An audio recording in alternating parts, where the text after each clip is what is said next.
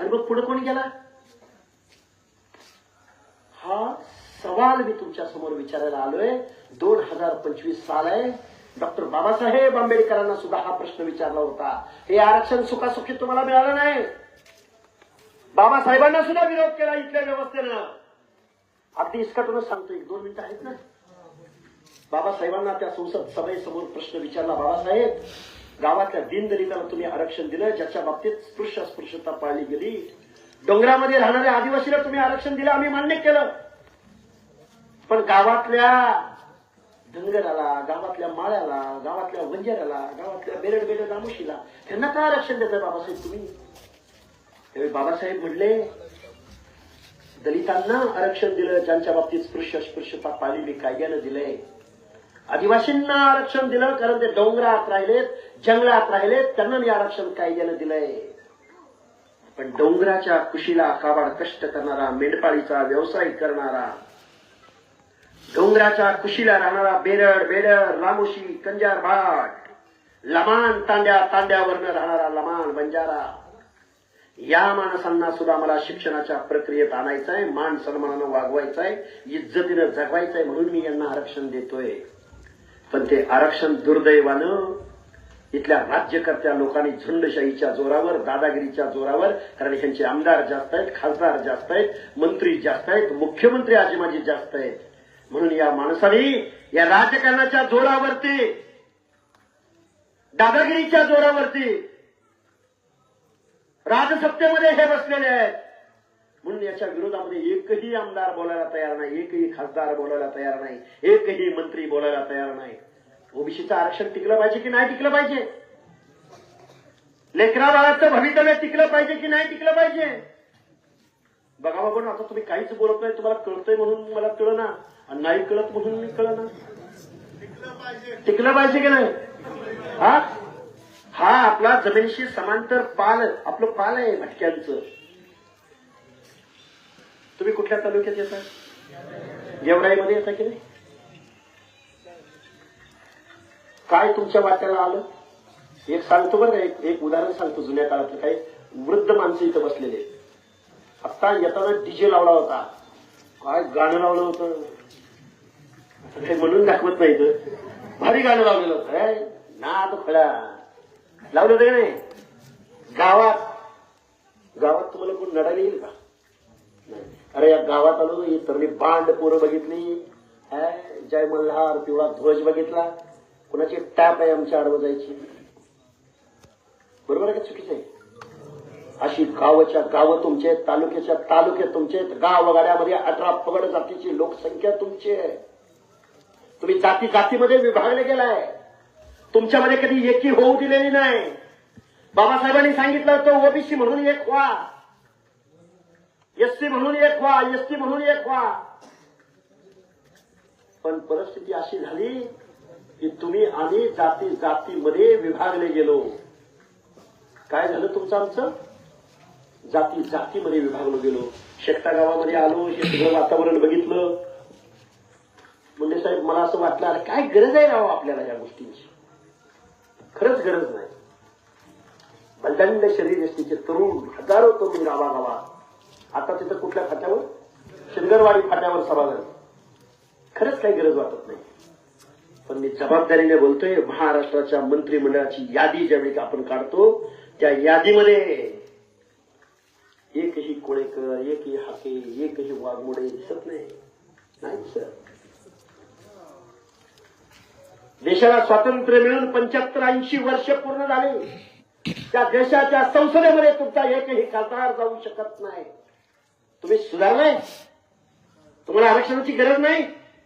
आरक्षणाची गरज आहे आम्हाला. आमच्या हक्क आणि अधिकाराची गरज आहे. गावगाड्यातल्या बलुत्याला आलुत्याला आरक्षणाची गरज आहे. आणि यांचा जर उंच मानेचा उंट जर आपल्या या पालामध्ये घुसला तर आपलं पाल राहील का? उद्ध्वस्त होईल का? नाही होईल. आपलं भांडवल काय? आडीमेडी 12 खुट्ट. आपल्या वाट्याला काय? हाय कारखाना एखादा कुणाकडे? हाय कारखाना एखाद्याकडे असलं तर हातवर करा की राहू कुणाकडे असलं. बरं जाऊ द्या, कारखाना लय मोठी गोष्ट झाली. काय आता तुम्ही आम्ही काही जागीरदाराच्या वतनदाराच्या घरात जन्माला नाही आलो. कुठलं येणार आपल्याकडे कारखाना, कुठली येणार आपल्याला आमदारकी खासदारकी, आपल्याला काय एक वैतानं तोडूस, आपल्याकडे काय सोडून यंत्रांचं. तुम्ही म्हणताल मग आम्ही काबाड कष्ट करायचं नाही का, करायचं ना काबाड कष्ट. मग अहिल्यादेवी होळकरांची किंवा आपल्या महामानवांची जयंती कशाला साजरी करायची, म्हणजे काय केला त्यांनी, काय काय इतिहास आहे तुमचा, आमचा जाज्वल्य इतिहास आहे. नर्मदा नदीच्या तीराच्या पलीकडे आटके पार झेंडा फडकवणारे कोण होते, कोण होते, होते की नाही. दिल्लीच्या तख्तावर 3 बादशहांना बसवणारा सुभेदार कोण होता, अरे कोण होत, कोण कोण होत दिल्लीच्या तख्तावर 3 बादशहांना बसवणारा सुभेदार, मल्हार. अरे ज्याला इतिहास माहित नाही त्याचं भवितव्य अंधारमय असतं. आपला पूर्वज काय करत होता आणि आम्ही काय करतोय, आम्ही शिक्षित मागतोय. आमचा सभापती होईल का, आमचा पट आमदार होईल का, बीड जिल्ह्याचं दुर्दैव. आता परत रिपीट सांगावं लागेल. काल परवा एक वयोवृद्ध बीड जिल्ह्यामधला आमदार बोलला, माझी जात आडवी, त्या म्हणला मला मंत्रिपद मिळाला. कोण, अरे एवढं माहिती आहे बाबा तुम्हाला, म्हणला का नाही. किती वेळा आमदार आहे, त्यावेळी जात नाही आडवी. यांचा बाप महाराष्ट्राचा उपमुख्यमंत्री होता, नाही जात आडवी आली. आता तुम्ही ज्याला निवडून दिले ना तुमच्या मतदारसंघातला, कोण पंडित, काय विजय पंडित, काय नाव विजय आणि पंडित, काय बोलला काल परवा महाराष्ट्राच्या विधानसभेत. आदरणीय दादाच्या सांगण्यावरून आम्हाला असं असं अमुक अमुक कुणबी सर्टिफिकेट मिळालं पाहिजे, त्याचा लवकर निर्णय लावा म्हणला. सर सकट आणि कुणाच्या शिष्याचं, कुणाच्या वाट्याचं, कुणाला दिलेलं आरक्षण तुम्ही ज्या म्हणून सांगताय कायद्याच्या सभागृहात, कुणाचं प्रतिनिधित्व करताय. ज्या गेवराई विधानसभा मतदारसंघामध्ये 60-70% तुम्ही राहता, मत द्यायला जन्म घेताय तुम्ही. तुमच्या आरक्षणाच्या, तुमच्या हक्क अधिकाराच्या आड जर तुमचा लोकप्रतिनिधी या महाराष्ट्राच्या विधानसभेत निवडून जात असेल, बोलत असेल, त्याला का विचारणार नाही तुम्ही.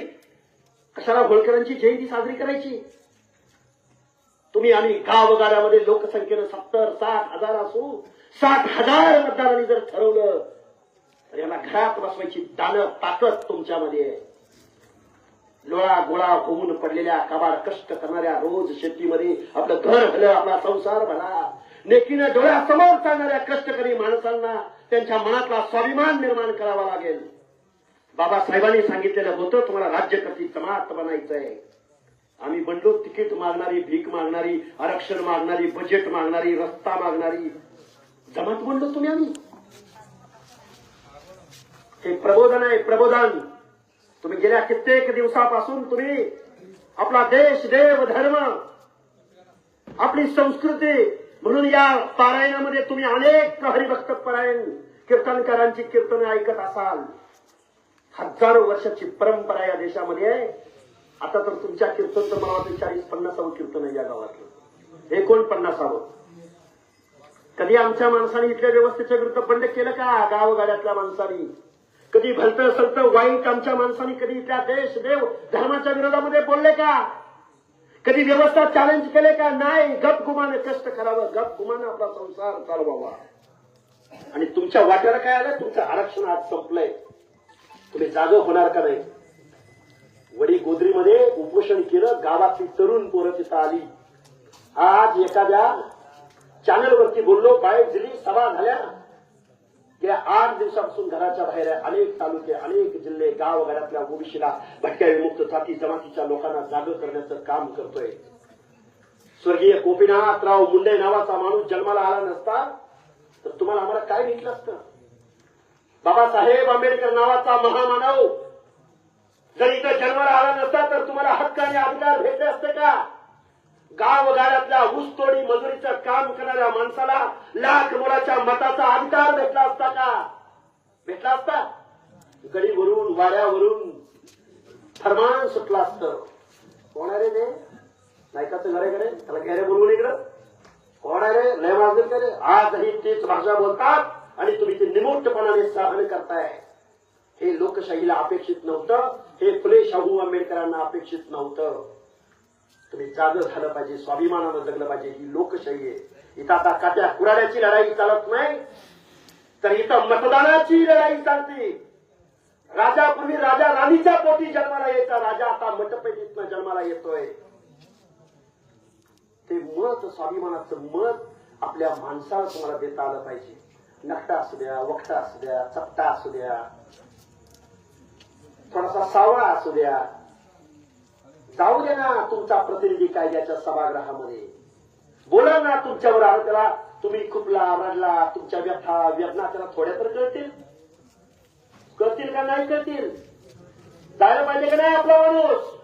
काय वारंवार एक गेला की दुसरा, दुसरा गेला की दुसरा, दुसरा गेला की पहिला, पहिला गेला की दुसरा, आणि तुम्ही आली निवडणूक दापटान, आली निवडणूक दापटान. सर तुम्ही चांगली माणसं, चांगलं जर तुम्हाला ही लोकशाही कळली असती तर याच माणसांनी तुमच्या हक्क अधिकाराच्या प्रश्नावर मूग गिळून गप्प बसले. हे काय करते ती? ह्याची तोंड इकडायची, ह्याची तोंड इकडायची, त्याची तोंड तिकडायची, त्याची तोंड तिकडायची. गडी सत्यातलं पैसा आणि पैशातलं सत्ता, ताटातलं वाटीत आणि वाटीतलं. हे का बोलतोय मी तुमच्या समोर? आरक्षण गरीबी आलं म्हणून आरक्षण मिळत नसतं. आरक्षण ज्या लोकांच्या बाबतीमध्ये सोशल डिस्क्रिमिनेशन झालंय, ज्या ज्या समाजाला त्या त्या समाजात जन्माला आल्यामुळे त्या माणसांच्या बाबतीमध्ये दुय्यम वागणूक मिळाली, त्या माणसांना महामानवाने आरक्षण दिलंय. आम्हाला तसं मिळत नाही. बघतोच दादागिरीवर, गुंडगिरीवर, झुंडशाहीच्या जोरावर, आणि मग झुंडच करून जर आरक्षण घ्यायचं असेल तर गावगाड्यातल्या एकच घर असणाऱ्या कुंभाराची काय अवस्था होईल? त्याला बोलता येईल? त्याला हक्क अधिकार मिळतील? नाही. बांधवांनो, गावगाड्यातल्या सगळ्या 18 पगड जातीच्या लोकांनो आपल्या हक्क अधिकार काय म्हणतोय आपण? आपण कुणाला शिवे देतोय? आपण कुणाला वाईट म्हणतोय? आमचा हक्क आणि अधिकार आमचा टिकला पाहिजे. आमच्या लेकरा बाळाचा हक्क अधिकार आम्हाला जिल्ह्याच्या ठिकाणी एखादं वसतिगृह मागतोय. काय मागतोय? दुसरं नोकरी मागतोय. नोकरी शिकलेल्या पोराला नोकरी मागतोय, आणि आडव्या पोराला तर नोकरी मागता का? तुम्हाला मिळेल का? शिकलेल्या पोराला प्रतिनिधित्व मागतोय, रिझर्वेशन मागतोय, आणि ते संपवण्याचा घाट या महाराष्ट्रामध्ये घातला जातोय. आणि हे सगळे पुढारी, एकही पुढारी ओबीसीच्या बाजूने बोलायला तयार नाही. कोण आहे? मी आमदार खासदार आहे. गावामध्ये लोक सकाळी 6ला दिवस चालू होतो, रात्रीच्या 1 वाजता घरात झोपायला, 1 वाजता पण झोपायला वेळ मिळत नाही. आणि त्या प्रवास किती याला गिनिती नाही. 100 माणसावर बोलावं लागतं, 1000 माणसावर बोलावं लागतं, 50 माणसं असली तरी बोलावं लागतं. शोषिताचा, वंचिताचा आवाज आहे. करणार काय? कुठून आणणार? 100 गाड्याचा ताफा, माणसं असलेली 50, 1 कोट माणसं गोळा झाली. मुख्यमंत्र्याचं बघू, आता मुख्यमंत्री सुद्धा पंतप्रधानाला बघून घेईल. पंतप्रधान हे कायद्याचं राज्य आहे. कुणाच्या धमकीवर इथं कायदा बदलला जात नाही. इथं प्रत्येक माणसाच्या हिताचं, हक्काचं, अधिकाराचं संरक्षण करण्याची जबाबदारी माझ्या संविधानावर आहे. तुम्ही माणसं एकत्र या. अरे तुमच्या आमच्या जत्रा लाखाच्या भरतात. 8 दिवस आपण जत्रांना जातो. ती जत्रा आपल्या हक्क आणि अधिकारासाठी एकदा मुंबईच्या आझाद मैदानावर तुम्ही आम्ही भरवलं पाहिजे. पिवळ्या झेंड्याचं वादळ. पिवळा झेंडा कुणाकुणाचा आहे? कुणाकुणाचा पिवळा झेंडा? पिवळा झेंडा समतेचं प्रतीक. हर एक माणसाचा, गावगाड्यातल्या महाराष्ट्राचं आराध्य दैवत असलेल्या खंडोबाचा झेंडा पिवळा, आणि खंडोबा देव महाराष्ट्रातल्या प्रत्येक माणसाचं कुलदैवत असलेला. हे का सांगायला लागलोय? माणसाला समजावून सांगितलं पाहिजे. माणसांच्या मनामध्ये आपल्या स्वाभिमानाची पेरणी केली पाहिजे. म्हणून मी इथं एक मेंढपाळाचा पोरगा तुमच्या गावामध्ये, कोसो मैल दूर आहे माझं गाव. आमच्या बाप दादांनी तुमची गुलामी केली आणि आता नाही करणार. आधुनिक जमान्यामध्ये आमची कुठल्या तालुक्यात किती माणसं आहेत हे गणित आम्हाला सापडलंय. पवार साहेब तुम्ही कुठे गेला? नागपूरला आणि मंडळ यात्रा काढली. कुठं? नागपूरला जाऊन मंडळ यात्रा काढली. काय संबंध तुमचा आणि मंडळ यात्रेचा? काय संबंध तुमचा आणि ओबीसी आरक्षणाचा? ओबीसी आरक्षणासाठी खपला विश्वनाथ प्रताप सिंग. आणि महाराष्ट्राचा विचार करायचा झालं तर दिबा पाटील, जनार्दन पाटील, आमचे स्वर्गीय बबनरावजी ढाकणे, आमचे स्वर्गीय गोपीनाथरावजी मुंडे, बायफिकेशन करणारे, विजयंतीचा अधिकार देणारे, अण्णासाहेब डांगे, स्वर्गीय शिवाजीराव बापू शेडगे, तुमचा काय संबंध? मंडळ आयोगाची यात्रा करताय तुम्ही. कोणी दिला तुम्हाला नैतिक अधिकार? एका बाजूला अंतर्गत सराटीला यायचं आणि माणसाला रसद पुरवायची. बसला की नाही टोपे घरात? बसला की नाही? त्याचं कारण असं आहे, त्याच्या मतदारसंघामध्ये आम्ही उपोषण केलं होतं, नाही आला भेट द्यायला. आमची मतं फुकटात पाहिजे का? ही लढाई तुम्हाला लढावी लागेल. हक्क अधिकाराची लढाई लढावी लागेल. राजसत्ता राजपाट मागून मिळत नसतो. मान सन्मान इज्जत मागून मिळत नसते. भीक मागितली की भिक्षा मिळते. राजसत्ताने राजपाट मिळवण्यासाठी संघर्ष उभा करावा लागतो. वेळ पडली तर गावच्या वेशीमध्ये छताडाला धरून उभं करावं लागतं. सगळ्या आजपर्यंत तुम्ही आमच्या अज्ञानाचा फायदा घेतला, आमच्या भोळेपणाचा फायदा घेतला. अरे आमची संख्या किती, आमचं मतदान किती, आम्ही गावगाड्यातले बहुजन आहोत किती? तुम्हालाच कशासाठी पाहिजे प्रत्येक वेळी? आमची पण माणसं जाऊ द्या ना आतमध्ये, कळलं ना त्यांना. बाबा खूप काही बोलता येण्यासारखं आहे. अजून आपल्याला पुढच्या कुठलं गाव? बंगाली पिंपळगाव, परत चकलांब्याला जायचंय. खूप काही बोलताय. तुम्ही ऐकताय, मी तासभर थांबणार नाही. मला स्टॅमिना खूप आहे. दिवसामध्ये मी 5-5, 6 सभा करतोय. गोळेकर महाराज हे का बोलतोय? जातीची युती करायची. अरे भल्या माणसाची, भाबड्या माणसाची, कष्टकऱ्याची, गोरगरिबाची, दीनदलिताची, आदिवासी माणसांची, भटक्या विमुक्त जाती जमातींची, जे बाबासाहेबांना अपेक्षित होतं, महात्मा फुलेंना अपेक्षित होतं, त्या माणसांच्या मनामधला हा लोकशाही भारत देश, महाराष्ट्र. परत एकदा तुम्हाला ते जागरण करावी लागतील, पारायण करावी लागतील. देश, देव, धर्म, मराठी भाषा. आता अलीकडे काही लोक बघा, तो काही यंत्र होते का काय माहिती नाही. परत तुम्ही म्हणताल काय बोलायला लागले. मराठी भाषा कोण मराठी भाषा सांभाळतं? कोण बोलतो मराठी भाषा? तुम्ही आम्ही गावगाड्यातली माणसं. मराठी भाषेसाठी मोर्चे कोण काढतंय, बंद कोण ठेवतंय, सत्तेचा लाभ कोण घेतंय, आणि मराठी पाळतंय कोण, मराठी जगतंय कोण? तुम्ही आम्ही गावगाड्यातली माणसं. काय लाव धंदा लावलाय? अरे तुम्ही आम्ही जगतो ना मराठी भाषा.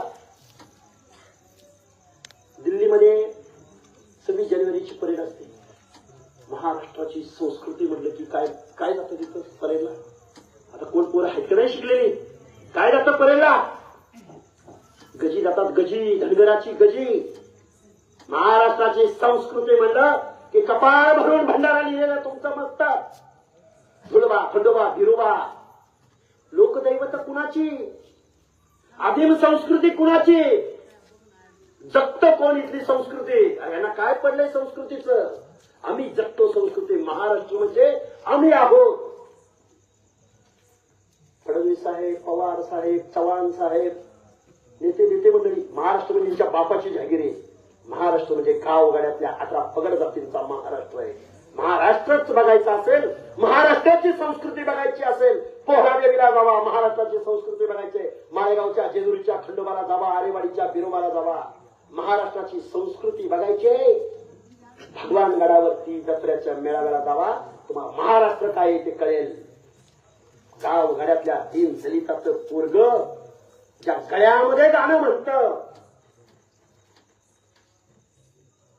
ज्या गळ्यामध्ये ज्याच्याकडे जी कला आहे, मृदंग वादनापासून, टाळ वादनापासून ते तोंडाने तंतू वाद्य वाजवतं. अरे ही आमची संस्कृती आहे. हा महाराष्ट्र आहे. काय महाराष्ट्राची संस्कृती? तुम्ही कोणती कला तुम्ही सांभाळता रे? तुम्हाला आरक्षण पाहिजे, तुम्हाला रिझर्वेशन पाहिजे. आमच्या महाराष्ट्रातल्या गोरगरिबाच्या, दीनदलितांच्या, त्यांच्या बाबतीमध्ये सोशल डिस्क्रिमिनेशन झालं. त्या माणसांसाठी आरक्षण आहे. आम्ही गरीब झालो, आम्हाला आरक्षण पाहिजे. तुझ्या बापाच्या घरची जागिरी? हे बोलावं लागेल, हे सांगावं लागेल. हे रिझर्वेशन आहे. तोंडानं तंतू वाद्य वाजवणाऱ्या माणसाला एससीचं आरक्षण. पहिला पॅरामीटर एससीचा काय? जे तोंडानं तंतू वाद्य वाजवतायत ते. कोण वाजवतं? तुम्ही वाजवले का कधी तोंडानं तंतू वाद्य? मेंढर राखली का कधी गरिबी आल्यावर? आम्ही गरीब झाले. कधी घेतलं? नाभिकाचा व्यवसाय कधी स्वीकारला का गरीब झाल्यावर तुम्ही? कोण स्वीकारतं? आम्ही स्वीकारतो. आम्ही जन्मानं जन्माने आम्ही ओबीसी आहोत, जन्माने आम्ही बलुते आलुते आहोत, म्हणून आम्हाला आरक्षण दिलंय आणि आम्हाला आरक्षण पाहिजे आणि आम्हाला हेच पाहिजे. कसं बरं? साधे प्रश्न आहेत. हे हे हे कधी घाबरतील? गावगाड्यातला बहुजन ज्या दिवशी एक होईल त्या दिवशी हे तुमच्या दारात तुमच्या पायावर नाही आले तर नाव दुसरं. हे स्वाभिमानानं आत्मविश्वासानं तुमच्या मनामध्ये जागृती निर्माण करण्यासाठी आलोय. तुमचं गाव आता सप्ताह चालूय, पवित्र वातावरण चालूय. माणसं म्हणतील कोण आलं होतं, कुठलं होतं, काय बोलत होतं, पोरं इडी तर या पोरांनी आणलं, वाचत वाचत आणलं, काय चुकतंय, काय समजलं नसलं तर परत विचारा, परत सांगत, परत गेले एका दिवशी गावात. माझ्या माता भगिनी उजव्या हाताला बसले, त्यांना माझी विनंती आहे, पुरीला शाळेतनं शिकवायचं बंद करायचं नाही. पोरग एक वेळ 10वी-12वीतनं शिकायचं बंद झालं तर चालेल, पण मुलगीचं शिक्षण कधीही शिक्षणाविना तिला ठेवायचं नाही. शिकलेली मुलगी आदर्श घर चालवते. शिकलेली मुलगी कधी आत्महत्या करत नाही. शिकलेली मुलगी प्रपंचाचा हिस्सेब मनात ठेवते. शिकलेली मुलगी आपल्या लेकरा बाळाला चांगलं अबकडही शिकवते. माझ्या माता भगिनी इथं बसलेल्या आहेत, ज्या बाबासाहेबांनी महिलांसाठी कायदा दिला. पहिला राजीनामा बाबासाहेबांना द्यावा लागला होता, ओबीसी आरक्षण आणि महिलांचे कायदे. महामानवाच्या वाट्याला हे आलंय. आता तुम्ही माझ्यासारखा मी त्याच्याशी हे नाही करत, परत अजून काहीतरी वेगळा अर्थ करतो. बाबासाहेब म्हणायचे, ज्या घरातली माझी माता भगिनी चारा आणि सरपणाच्या शोधार्थ कोसो मैल दूर जाते ते घर कधी सुधारलेलं असू शकत नाही. कोण करतं ऊसतोडीचं काम? आपणच करतो ना. सुधारले आपण. कोण करतं मळ्यात पशुपालनाचं काम, जनावर राखण्याचं काम? आपणच करतो. आता हे कोणी कोणाला सांगायचं? हे वास्तव आहे, ही पॉलिसी आहे, हे कायद्याचं राज्य आहे. म्हणून बाबा खूप काही बोललो, कुणाच्या भावना दुखवल्या असल्या अजून दुखवू द्या, पण हे आमचं गारण आहे. तुम्ही शांत चित्तानं माझं मनोगत ऐकून घेतलं. तरुणांना माझी विनंती आहे, या महाराष्ट्रामधला दुसरा स्वातंत्र्य लढा, या गावगाड्यातला अर्ध्याहून जास्त लोकसंख्येचा हक्क अधिकाराचा लढा आपल्याला लढायचाय आणि त्या लढ्यामध्ये या गावातली पोरं सामील होतील, हा मला आत्मविश्वास आहे. म्हणून या गावामध्ये आलोय. आपण गावात जाऊ, रात्रीचा दिवस करू. आम्ही काही तालेवाऱ्याची पोरं नाही ना. आम्हाला कोण कुठला कारखानदार पैसे पण देत नाही ना. 50 गाड्या पुढं 50 गाड्या माग, चौकात बॅनर. अरे आम्ही शोषित आहोत, आम्ही सामाजिक दृष्ट्या मागास आहोत.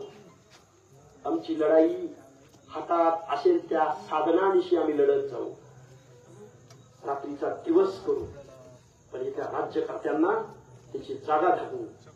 खूप काही बोलता येण्यासारखं, खूप काही बोललो, खूप वेळ झालेला आहे. धन्यवाद. जय हिंद, जय भीम, जय ज्योती, जय मल्हार, जय